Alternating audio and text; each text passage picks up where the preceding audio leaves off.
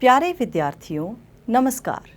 आशा करती हूँ कि आप सब तंदुरुस्त होंगे तथा पढ़ाई के प्रति आप सबका उत्साह कायम होगा। बच्चों, आज हम 10वीं कक्षा के विज्ञान का 14वां अध्याय ऊर्जा के स्रोत पढ़ेंगे। सबसे पहले हम यह देख लेते हैं कि हमने पहले क्या कुछ सीखा है। ऊर्जा क्या है? ऊर्जा के भिन्न भिन्न रूप कौन से हैं? ऊर्जा का मात्रक क्या है? ऊर्जा के भिन्न भिन्न स्रोत तथा साधन। ऊर्जा के संरक्षण के नियम। अब हम देखेंगे कि हम आज क्या सीखेंगे। ऊर्जा के पारंपरिक स्रोत। ऊर्जा के पारंपरिक स्रोतों के उपयोग के लिए प्रौद्योगिकी में सुधार, वैकल्पिक अथवा गैर परंपरागत ऊर्जा स्रोत, सौर ऊर्जा, समुद्रों से ऊर्जा, नाभिकीय ऊर्जा, पर्यावरण विषयक सरोकार। ऊर्जा का उत्तम स्रोत। बच्चों, वास्तव में ऊर्जा का उत्तम स्रोत क्या है? इसको समझने के लिए आइए एक उदाहरण देखते हैं। हम सब अपने घर में खाना बनाने के लिए एलपीजी का उपयोग करते हैं। हम एक सिलेंडर के साथ लगभग 1 महीने तक खाना बना सकते हैं। लेकिन यदि हमने यही खाना लकड़ी के ईंधन के साथ बनाना हो तो हमें कमरा भरकर लकड़ियाँ चाहिए होंगी।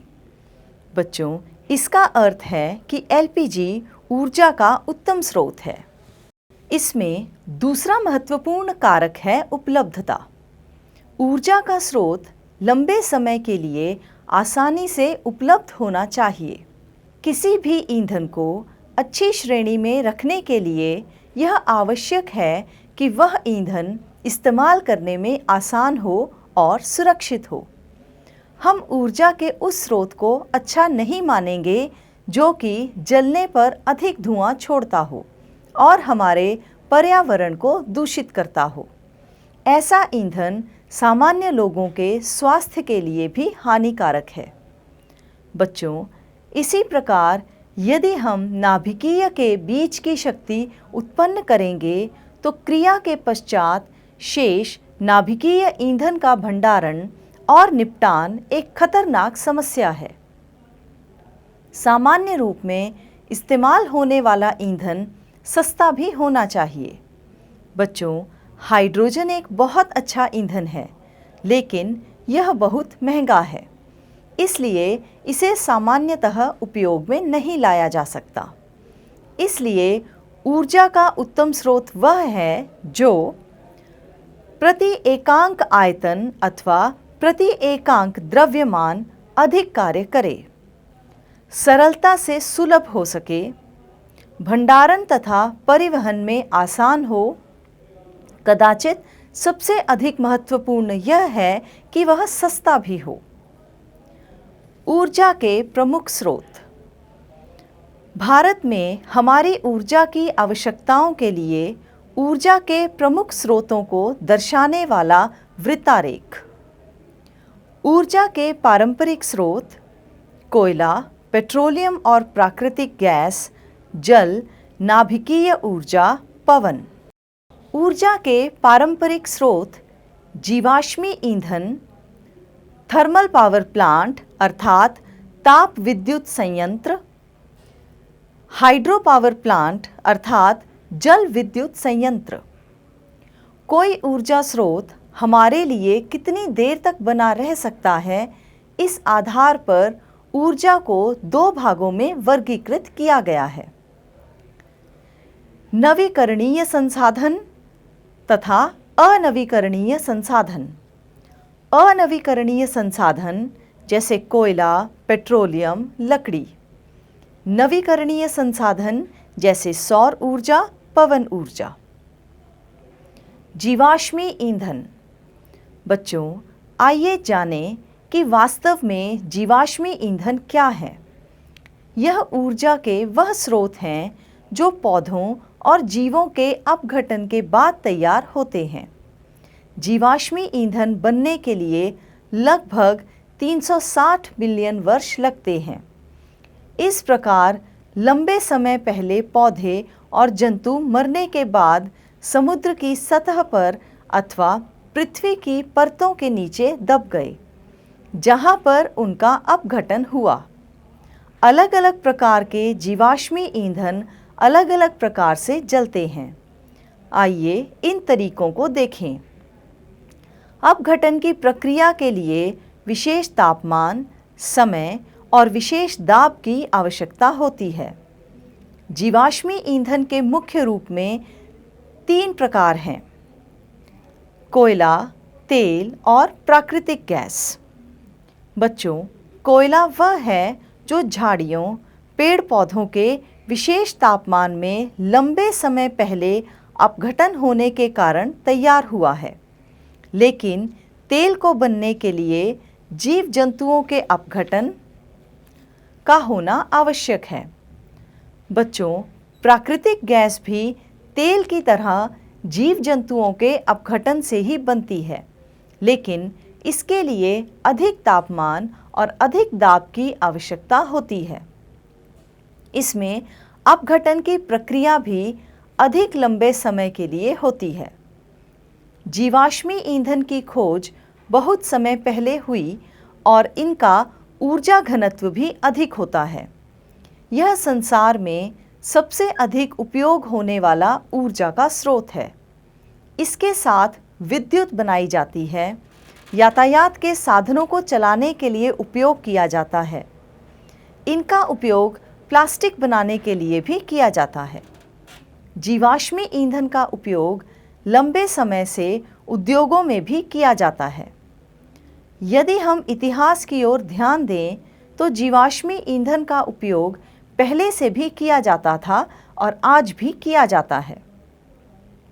ऊर्जा का यह स्रोत चाहे अधिक मात्रा में उपलब्ध है, फिर भी इसका उपयोग करना महंगा पड़ रहा है।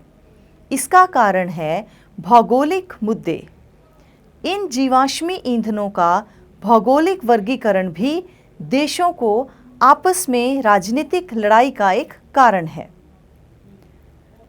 दूसरा यह है कि यह जीवाश्मी ईंधन ऊर्जा का अनवीकरणीय संसाधन है, अर्थात इन्हें बनने में लाखों साल लगते हैं और इन्हें यदि एक बार इस्तेमाल कर लिया जाए तो लाखों साल बाद यह दोबारा बनेंगे। इसलिए इनके अंधाधुंध उपयोग के कारण अब कुछ सीमित भंडार ही शेष हैं और अब इनके विकल्पों के बारे में सोचा जा रहा है। बच्चों, जीवाश्मी ईंधन कार्बन डाइऑक्साइड गैस भी छोड़ते हैं और ग्रीन हाउस प्रभाव होने के कारण पृथ्वी की जलवायु बदल रही है, जिसके कारण पौधों और जीवों के स्वास्थ्य पर बुरा प्रभाव पड़ रहा है और वातावरण भी बहुत दूषित हो रहा है। इन ईंधन से निकलने वाला धुआं, गैसें हमारे पर्यावरण को गंदा कर रही हैं। इसलिए अब हम जीवाश्मी ईंधन के स्थान पर पवन ऊर्जा और सौर ऊर्जा का उपयोग करने के बारे में सोच रहे हैं। इसलिए अब हमने जीवाश्मी ईंधन के स्थान पर पवन ऊर्जा और सौर ऊर्जा का उपयोग करना शुरू कर दिया है। तापीय विद्युत संयंत्र अर्थात थर्मल पावर प्लांट। बच्चों, तापीय विद्युत संयंत्र जीवाश्मी ईंधन को दहन करके विद्युत उत्पन्न करता है। आइए देखें कि यह तापीय विद्युत संयंत्र कैसे कार्य करता है। सबसे पहले कोयले को पीसकर चूरे में बदल दिया जाता है ताकि इसे शीघ्रता से जलाया जा सके और अधिक ताप उत्पन्न किया जा सके। कोयले के चूर्ण में से गर्म वायु निकाली जाती है ताकि इसके अंदर की नमी को दूर किया जा सके। कोयले को बॉयलर में जलाया जाता है, जहां पर यह अपनी रासायनिक ऊर्जा को ताप ऊर्जा में बदल देता है। कोयले के जलने पर ताप के साथ कुछ अन्य गैसें और कोयले की राख भी उत्पन्न होती है। यह राख बॉयलर के नीचे एकत्र कर ली जाती है और एकत्रित राख इमारतें बनाने वाली कंपनियों को बेच दी जाती है। जहां पर इसका उपयोग इमारतें बनाने में किया जाता है। दूसरी ओर बॉयलर का तापमान जो बहुत अधिक होता है, बॉयलर में से गुजर रही जल की पाइपों को गर्म कर देता है। इसके साथ इन पाइपों के बीच का जल भाप में बदल जाता है। यह भाप पाइपों में फैल जाती है और जिसके कारण दाब बढ़ जाता है। अब यह बढ़े हुए दाब वाली भाप टरबाइन को घुमाने के लिए उपयोग की जाती है। बच्चों, यहाँ पर ताप ऊर्जा यांत्रिक ऊर्जा में परिवर्तित हो गई। यह टरबाइन एक शाफ्ट द्वारा जनित्र से जुड़ी होती है। जनित्र इलेक्ट्रोमैग्नेट की सहायता के साथ टरबाइन द्वारा दी गई यांत्रिक ऊर्जा को विद्युत ऊर्जा में बदल देता है। दूसरी ओर टरबाइन में से गुजरकर भाप ठंडे जल की पाइपों के संपर्क में आती है, जहां पर यह दोबारा जल में परिवर्तित हो जाती है। इस जल को दोबारा बॉयलर वाली पाइपों में भेज दिया जाता है। जनित्र द्वारा उत्पन्न की गई विद्युत ऊर्जा को ट्रांसफार्मर द्वारा कम वोल्टेज वाली विद्युत से अधिक वोल्टेज वाली विद्युत में बदल दिया जाता है। यहाँ से ग्रिड द्वारा अलग अलग पावर स्टेशनों को विद्युत भेजी जाती है। इन पावर स्टेशनों से विद्युत हमारे घरों और कारखानों में भी भेजी जाती है। बच्चों, आओ हम देखें कि तापीय विद्युत में ऊर्जा का रूपांतरण कैसे हुआ। कोयले की रासायनिक ऊर्जा ताप ऊर्जा में परिवर्तित होती है और ताप ऊर्जा यांत्रिक ऊर्जा में परिवर्तित होती है और फिर यांत्रिक ऊर्जा अंत में विद्युत ऊर्जा में परिवर्तित हो जाती है। इसलिए बच्चों, बहुत सारे तापीय विद्युत संयंत्र कोयले के क्षेत्रों के निकट स्थापित किए गए हैं। जल विद्युत संयंत्र अर्थात hydrothermal plant. Hydro power plant. बच्चों, हाइड्रो पावर का अर्थ है कि गिरते हुए जल की स्थिति ऊर्जा को विद्युत ऊर्जा में परिवर्तित करना। जल से विद्युत बनाना एक नवीकरणीय संसाधन है। जीवाश्मी ईंधन तो किसी न किसी दिन समाप्त हो जाएंगे, परंतु जल विद्युत स्रोत के समाप्त होने की कोई चिंता नहीं है। बच्चों, हाइड्रो पावर प्लांट दो तरीकों के होते हैं, बांध वाले और नदियों के बहते हुए जल का उपयोग करने वाले। बांध वाले जल विद्युत संयंत्र में नदियों के जल के प्रवाह को रोककर जल के बड़े भंडार में जल एकत्रित करने के लिए ऊंचे ऊंचे बांध बनाए जाते हैं। इन भंडारों में जल एकत्रित होता रहता है, जिसके फलस्वरूप इनमें भरे हुए जल का स्तर ऊंचा हो जाता है। बांध के ऊपरी भाग से पाइपों द्वारा जल बांध के आधार के निकट स्थापित टरबाइन के ब्लेडों पर मुक्त रूप से गिरता है, जिसके फलस्वरूप टरबाइन के ब्लेड घूर्णन गति करते हैं और टरबाइन एक शाफ्ट द्वारा जनित्र को यह ऊर्जा भेजती है और इस प्रकार बच्चों जनित्र विद्युत उत्पन्न करता है। पंजाब में नंगल में स्थित भाखड़ा डैम जल विद्युत संयंत्र की एक उदाहरण है। बच्चों, दूसरी तरह के जल विद्युत संयंत्र में नदियों का तेज बहता हुआ जल सीधा ही टरबाइन के ब्लेडों पर गिरता है और विद्युत उत्पन्न करता है। बच्चों, जल विद्युत संयंत्र भी अलग अलग तरह के होते हैं। बड़े जल विद्युत संयंत्र 30 मेगावाट से भी अधिक विद्युत उत्पन्न कर सकते हैं और छोटे जल विद्युत संयंत्र 100 किलोवाट से लेकर 30 मेगावाट तक विद्युत उत्पन्न करते हैं। इसके साथ ही बहुत छोटे जल विद्युत संयंत्र, जिनको हम माइक्रो पावर प्लांट कहते हैं, 100 किलोवाट से कम विद्युत उत्पन्न करते हैं। जल विद्युत संयंत्र के अधिक लाभ हैं, जैसे कि विद्युत बनाने का सस्ता साधन है। इसके साथ जल विद्युत संयंत्र एक भरोसेमंद ऊर्जा स्रोत है। बांध बाढ़ रोकने में भी सहायक होते हैं और यह ऊर्जा का नवीकरणीय संसाधन है। लेकिन बच्चों, इसके साथ कुछ समस्याएं भी जुड़ी हैं।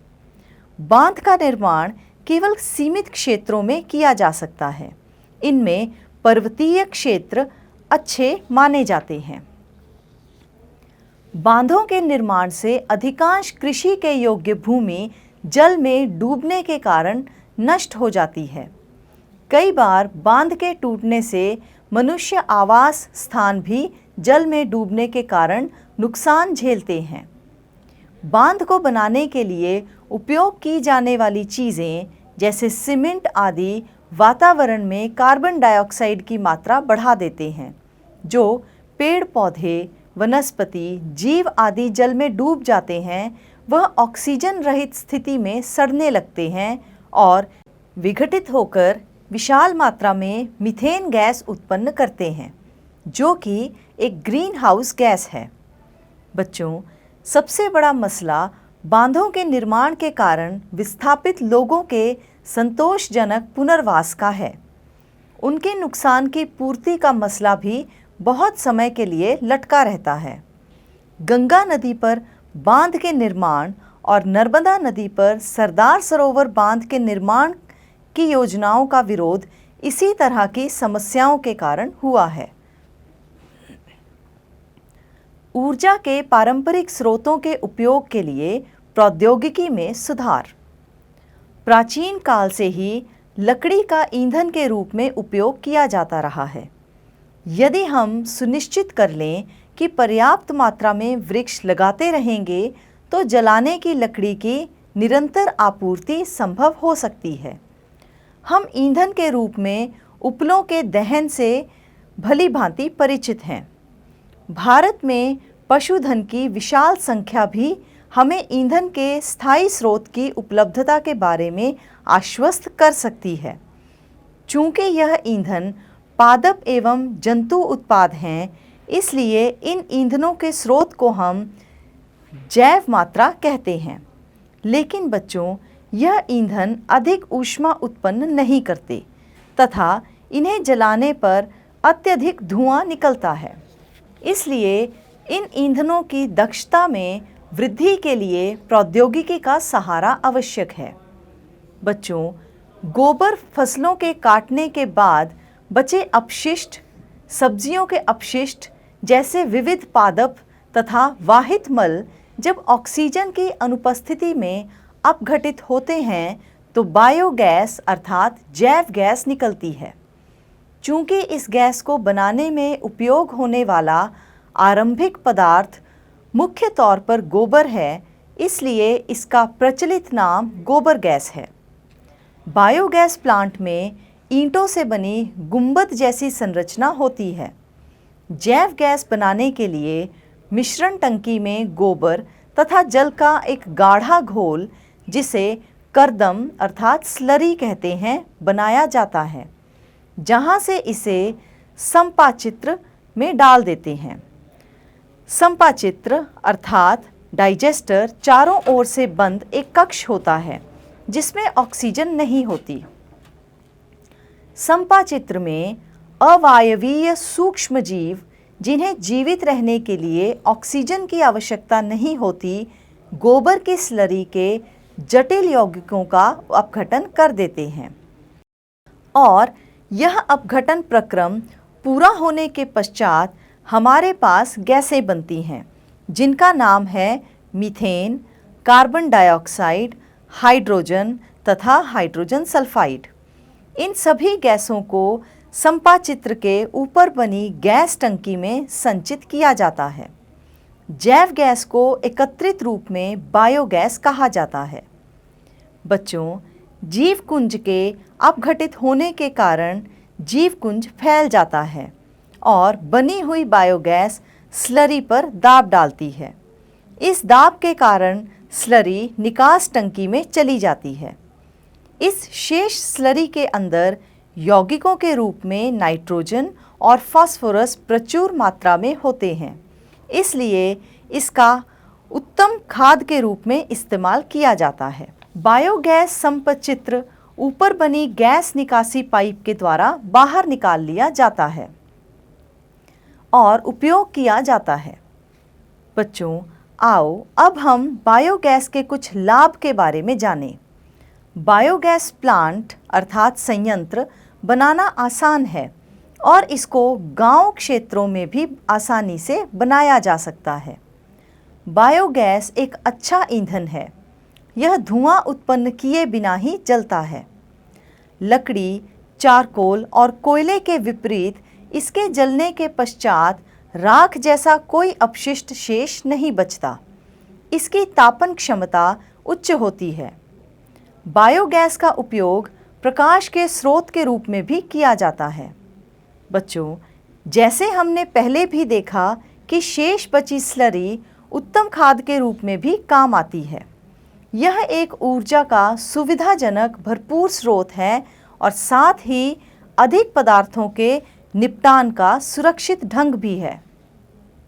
और बच्चों, बायोगैस गांव के क्षेत्रों में लकड़ी के ईंधन के स्थान पर उपयोग किया जा सकता है। इसलिए जंगलों की कटाई भी कम होगी अथवा जंगलों की कटाई पर रोधकता लग सकती है। पवन ऊर्जा। पवनों की गतिज ऊर्जा को विद्युत ऊर्जा में परिवर्तित करके उपयोग में लाया जाता है। इस कार्य के लिए पवन चक्की का उपयोग किया जाता है। किसी एकल पवन चक्की से उत्पन्न विद्युत बहुत कम होती है, जिसका व्यापारिक उपयोग संभव नहीं है। इसलिए किसी विशाल क्षेत्र में बहुत सी पवन चक्कियां लगाई जाती हैं तथा इस क्षेत्र को पवन ऊर्जा फार्म कहते हैं। सौर ऊर्जा। सौर ऊर्जा वह ऊर्जा है जो सूर्य से प्रकाश किरणों और इलेक्ट्रोमैग्नेटिक विकिरणों के रूप में प्राप्त होती है। इस प्रकाश ऊर्जा को ताप ऊर्जा और विद्युत ऊर्जा में परिवर्तित करके उपयोग में लाया जाता है। सौर ऊर्जा के उपयोग। मानव के लिए सौर ऊर्जा के दो मुख्य उपयोग हैं, सौर कुकर तथा सौर पैनल। सौर कुकर। सौर कुकर वह उपकरण है जिसमें सौर ऊर्जा को भोजन पकाने के लिए उपयोग किया जाता है। बच्चों, आइए देखें कि सौर कुकर किस प्रकार बनाया जाता है। इसके लिए हमें एक लकड़ी का डिब्बा, एल्युमिनियम शीट, काला पेंट, अवतल दर्पण, कांच की शीट, 2 जंजीरें, लकड़ी का ढक्कन और भोजन रखने के लिए बर्तन चाहिए। लकड़ी का डिब्बा लें। इसी माप का एल्युमिनियम शीट का बक्सा बनाकर उसे अंदर से काला पेंट कर दें। अब एल्युमिनियम के बक्से को लकड़ी के डिब्बे में फिट कर दें। लकड़ी के ढक्कन में अवतल दर्पण लगाएं और जंजीरों की सहायता से ढक्कन को बक्से या डिब्बे के साथ जोड़ दें। डिब्बे को कांच की शीट के साथ ढक दें। यह कांच की शीट सूर्य प्रकाश की किरणों को एकत्रित करने में सहायता करती है और अवतल दर्पण सूर्य किरणों को शीट पर फोकस करने में सहायता करता है। बच्चों, हमारा सौर कुकर बनकर तैयार हो गया है। इसमें अब भोजन पकाया जा सकता है। भोजन पकाने वाले बर्तनों को भी बाहर से काला पेंट कर लें। अब इन बर्तनों में पकाने वाला भोजन रखकर डिब्बे के अंदर रख दें। सौर कुकर को सीधे सूर्य प्रकाश में रखें। अवतल दर्पण की स्थिति को इस प्रकार सेट करें ताकि सूर्य किरणों का बड़ा पुंज कांच की शीट पर सीधा फोकस हो। सूर्य किरणें कांच शीट से होती हुई भोजन के बर्तनों पर पड़ती हैं और कांच की शीट इन किरणों को डिब्बे से बाहर निकलने नहीं देती। इस प्रकार सूर्य किरणें डिब्बे में एकत्रित हो जाती हैं और ताप के साथ हमारा भोजन पक जाता है। सौर कुकर के अंदर 100 डिग्री सेंटीग्रेड से 140 डिग्री सेंटीग्रेड तक का तापमान प्राप्त किया जा सकता है। सौर सेल पैनल। सौर सेल वह उपकरण है जो सौर ऊर्जा को विद्युत ऊर्जा में परिवर्तित करता है। जब अधिक संख्या में सौर सेलों को जोड़ते हैं तो यह अवस्था सौर सेल पैनल कहलाती है, जिससे व्यवहारिक उपयोग के लिए आवश्यक विद्युत प्राप्त हो सकती है। धूप में रखे जाने पर प्रत्येक सौर सेल 0.5 से 1 वोल्ट तक वोल्टता विकसित कर सकता है तथा लगभग 0.7 वॉट विद्युत उत्पन्न हो सकती है। सौर पैनल से उत्पन्न होने वाली विद्युत को उपयोग बैटरियों को चार्ज करने के लिए भी किया जा सकता है। सौर सेल का सबसे प्रथम उपयोग यांत्रिक विमानों में किया गया था। सौर पैनल रेडियो, टीवी, फ्रिज और ट्रैफिक सिग्नलों में भी उपयोग किए जाते हैं। आजकल बहुत सारे ग्रामीण क्षेत्रों में गली की बत्तियां जगाने के लिए सौर सेल का उपयोग किया जाता है। यदि राजस्थान के रेतीले क्षेत्रों में सौर सेल लगा दिए जाएं, तो पूरे देश की विद्युत समस्या को खत्म किया जा सकता है। आइए बच्चों, अब हम सौर पैनल को उपयोग करने के लाभ जानें। सौर पैनल केवल सौर ऊर्जा पर निर्भर करते हैं, जो कि ऊर्जा का एक नवीकरणीय संसाधन है।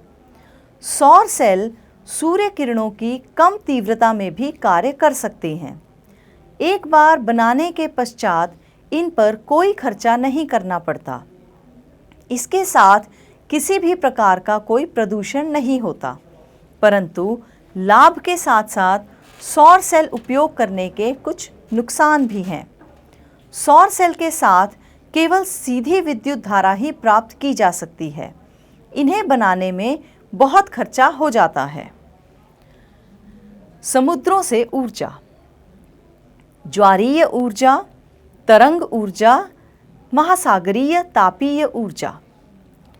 समुद्रों से ऊर्जा। ज्वारीय ऊर्जा ज्वार भाटे में जल के स्तर के चढ़ने तथा गिरने से हमें ज्वारीय ऊर्जा प्राप्त होती है। ज्वारीय ऊर्जा का दोहन सागर के किसी संकीर्ण क्षेत्र पर बांध का निर्माण करके किया जाता है।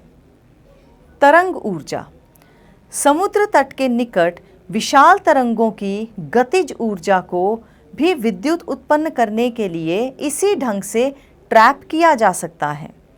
तरंग ऊर्जा का वहीं पर व्यवहारिक उपयोग हो सकता है जहां तरंगे अत्यंत प्रबल हों।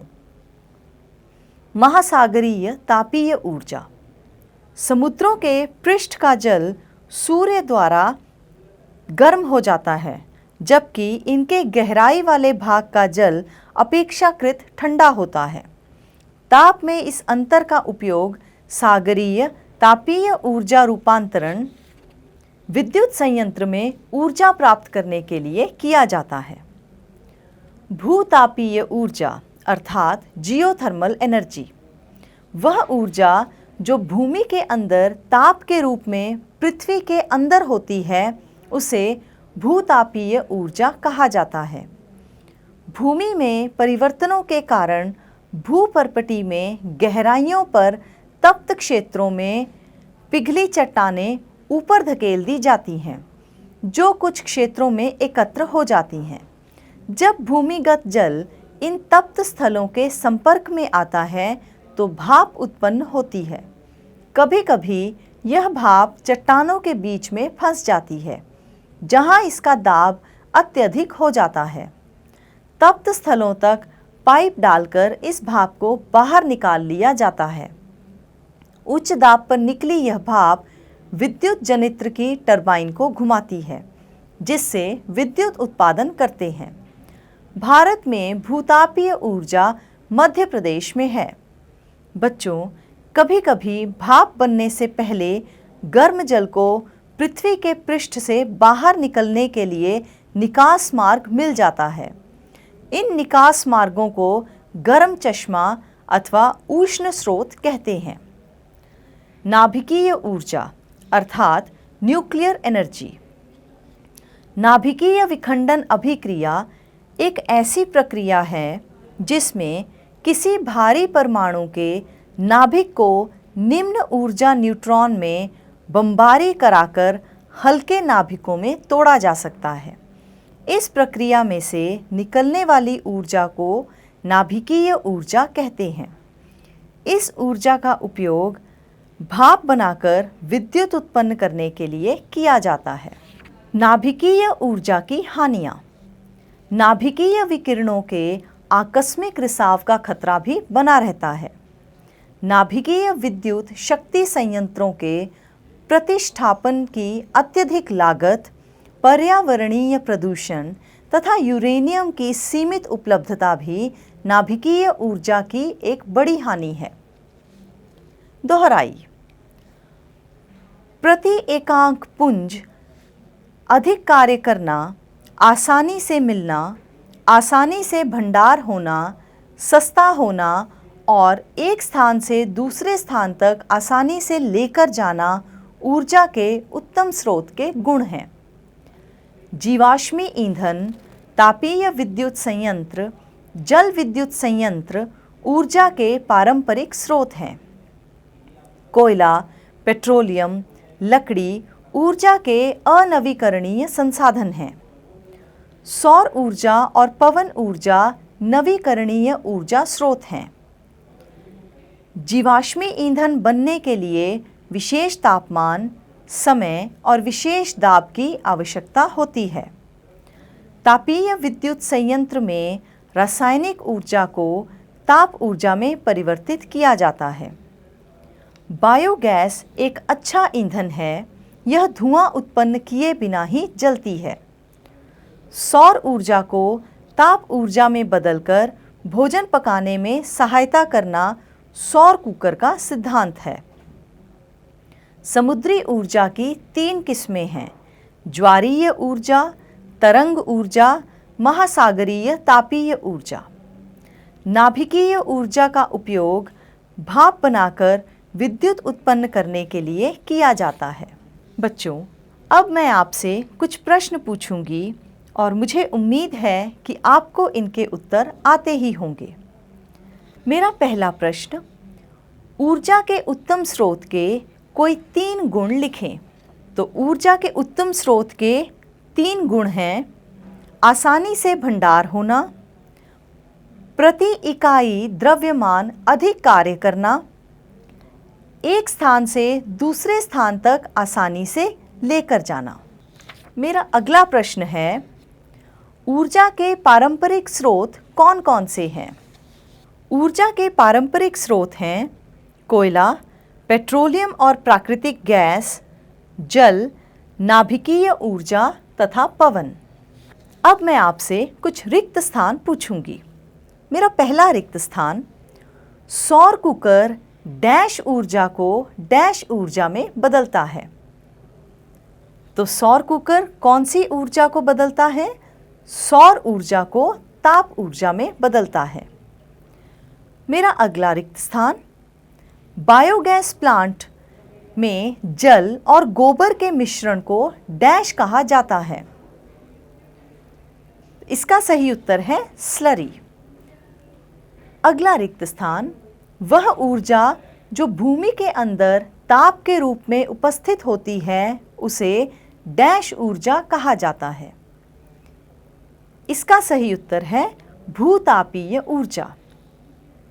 मेरा अगला प्रश्न है, निम्नलिखित में से कौन सा ऊर्जा का नवीकरणीय संसाधन है?